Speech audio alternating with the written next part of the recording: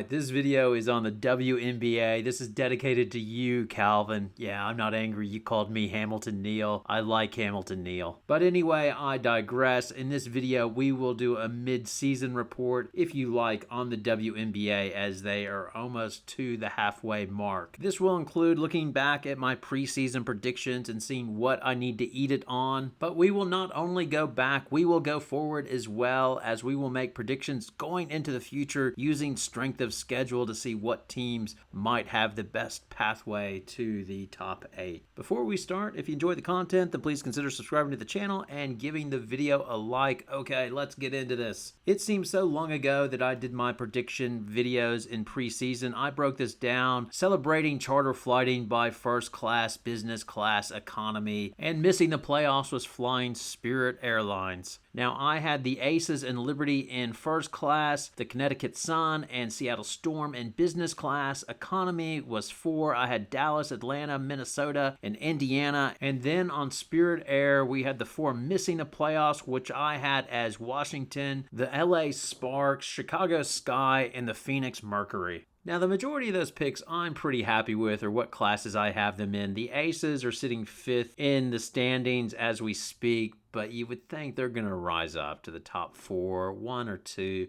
by the time the playoffs start if Chelsea Gray remains healthy. Even if they don't wind up 1 or 2, are the Aces a team you want to see in the playoffs if they're all healthy? I think not. They have the 9th strongest schedule moving forward, so you would think they would move up the standings as the season progresses if they remain healthy, if Chelsea Gray's foot remains good. They do have a weakness, which is their depth, obviously, with Candace Parker retiring. That Hamby trade, in retrospect, looks really, really bad for them. They should have just let her return on her own schedule. They would have taken a lot less grief for it, and they would have a better player still there in both seasons, basically, because they got nothing out of Candace Parker, unfortunately, due to her injuries. The prediction that I got most wrong was Phoenix, who I thought had a good chance of being a dumpster fire. That is unlikely to happen, as Copper has been good. It is clear that Nate Tibbetts is a good coach. Like, I gave that hire a little bit of grief when it first happened, but he's a good coach. It's quite clear in the press conferences. He's very even-keeled. He runs a good offense. He's doing the modern spread, and they look so much better than they do when they had Vanessa Nygaard. Now, I concede it helps when you have a Kalia Copper on your team, but they just look streaks better than what they did last year. The Phoenix Mercury have the 10th weakest strength of schedule, so they should finish up strong if they avoid the injuries, and that's the key. I still have questions about that. Rebecca Allen has missed time due to concussion and a back issue. To Rossi, I saw that they had her sit out the last game. That was a maintenance issue, just making sure they're not a load management issue, if you like. Griner had her toe injury, and she's back, which is good. Question is, can they remain healthy? I think that will be the big question for them. But they certainly aren't the dumpster fire that I predicted, so I got that one wrong for sure. The other team that I predicted would not make the playoffs was Chicago. And at this stage, it looks like a 3-team dogfight to see who will make the playoffs between Atlanta, Chicago, and Indiana. Because at this stage, it seems pretty clear Washington and the Sparks are going to miss out on the playoffs. I think that's a no-brainer. They're going for ping pong balls. But Dallas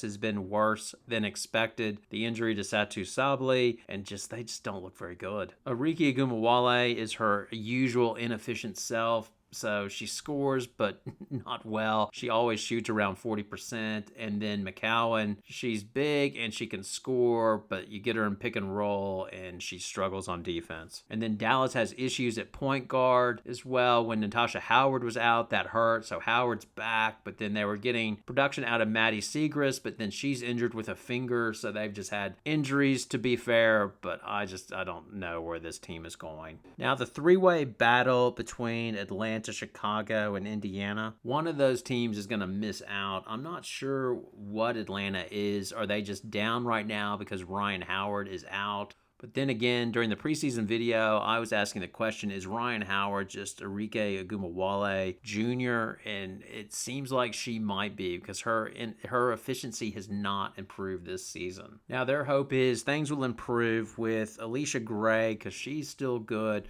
When Ryan Howard gets back and now Jordan Canada's healthy, all 3 of them, they'll start to work together and figure it out, and things will improve. Things working against them, they have the 5th hardest schedule. As well, like I mentioned, is Ryan Howard just doomed to be an inefficient player? Is Jordan Canada, did she just have a career year with the Sparks and they've been taken on that contract to be determined? Now, if Atlanta does wind up getting their act together and sort of riding the ship, then the funnest battle towards the end of the season is obviously going to be the battle for the number 8 spot for the playoffs, as it will come down to Indiana and Chicago. I had Chicago in my predictions missing out and Indiana grabbing the 8th seed, and I'm still pretty happy with that. They're better than I thought they would be. I think they should be very pleased with what they got out of Kennedy Carter, as I think that saved their bacon. In fact, I don't know if they do it in the WNBA, but she should be comeback player of the year in my opinion. 15 points, 2.7 rebounds, 2.7 assists, and she's efficient. They can't stop her. She's shooting 54% from the floor. Effective field goal is 54% as well. She has been great for them. The other player for them is obviously Angel Reese, who's averaging 13 and 11 and 1.9 assists per game. Now, some might say, my God, she's inefficient, only shooting 39% field goal percentage. But even with that, at least she gets to the free throw line, so her true shooting percentage is 47%, so it's not that bad, and getting free throws allows you to set up your defense, so it fits in well with what Chicago wants to do, which is basically getting in a rock fight with teams.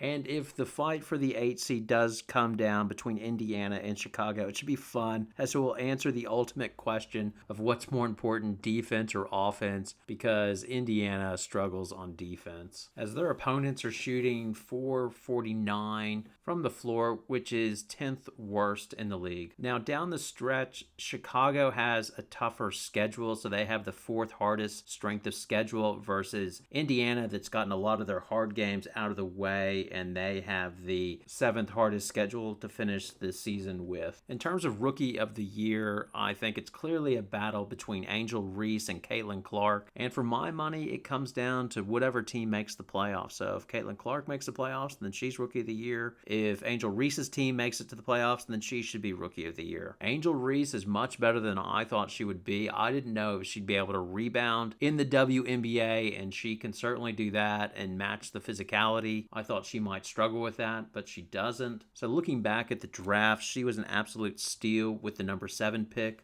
In fact, maybe in one of my upcoming videos, maybe I will do a redraft and take a look at how the draft would go down now if they were allowed to redraft the teams. I think that would be interesting. But finishing off, so I want to see if the Lynx will stay elite and up in that top 4. You would think they are a good chance, as they have the weakest schedule going into the end of the season. The other team is, how do the Seattle Storm continue to gel, and if they get better, do they just turn into a monster team or not, to be determined.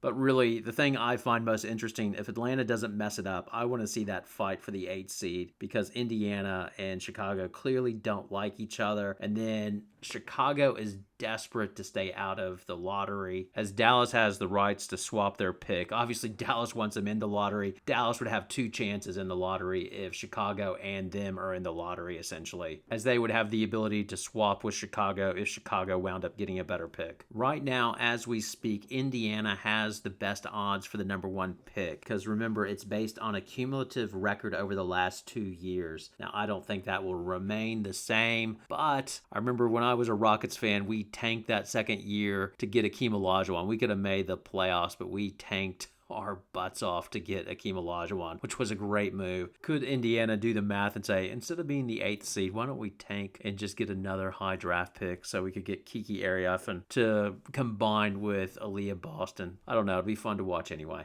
All right, thanks a lot. Your poison, your comments, all comments are welcome. Thanks a lot for watching. Have a good night.